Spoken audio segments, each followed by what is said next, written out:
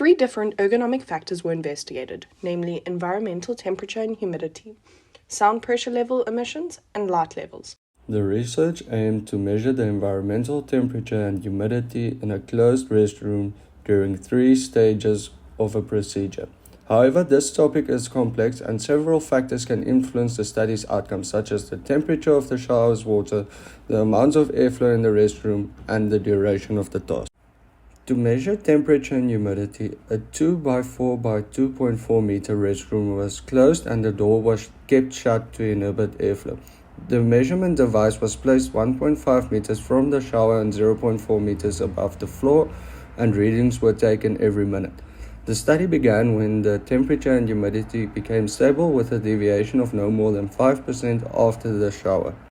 The psychometric chart in Figure 1 shows that the humidity increased during the shower, but the temperature remained relatively constant at 19.8 degrees Celsius. During the shower, the humidity rose by just over 22%, pushing the environmental conditions outside of the thermal comfort zone. The SWOT analysis conducted to identify risks and opportunities and formulate the best solution is included in Appendix 1. Environmental temperature and humidity control are crucial for ensuring an optimal working environment for employees. One way to maintain a comfortable working environment is to improve ventilation in workplaces exposed to high humidity conditions. This will help to keep the temperature and humidity within the comfort zone.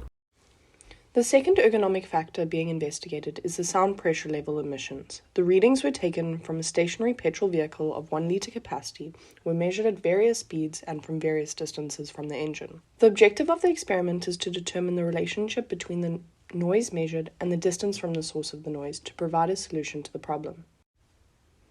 A quiet, open parking lot was selected. The engine was then revved and maintained at 1,000, 2,000, and 3,000 revolutions per minute, while the noise level readings were taken in decibels from various distances from the engine.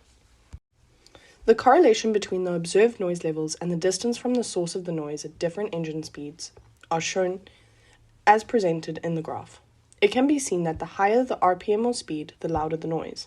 This is observed at various distances from the engine, at which the measurements were taken. It is also evident that the noise measured decreases as the distance from the vehicle increases. The level of the noise recorded at different speeds were more similar to the distance from the source increased. The working environment should ensure the safety of a worker by ensuring that the exposure to noise is maintained at an acceptable level. Increasing the distance between the source of the noise and the worker could be the most cost-effective and easily implemented solution.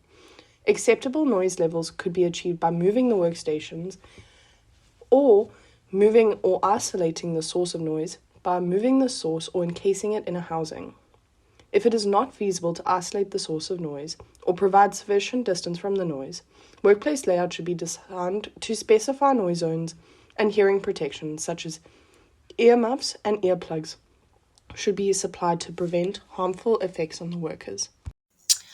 The third ergonomic factor to be discussed is light levels. It is required to study and record a worker's productivity when completing a precision task under various lighting conditions. The optimal illumination level will then be determined. Firstly, the worker performing a sewing task was placed in a dark room with 2 LED lights.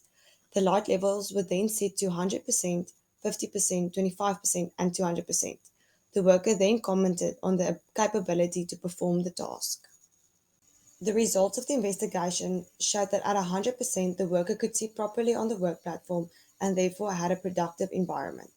At 50% the environment was decent and the worker was still able to see. At 25% the environment was unproductive and found it difficult to see on the work platform. At 200% the light was too bright and the worker's eyes got irritated after a while. The solutions to getting the optimal illumination level is to redesign the light placement in the workplace. Lights can be added as needed and can be placed in optimal position to reach the required illumination level. Secondly, is to use recharge bulbs. These bulbs provide lighting in a power outage to accommodate for load shedding.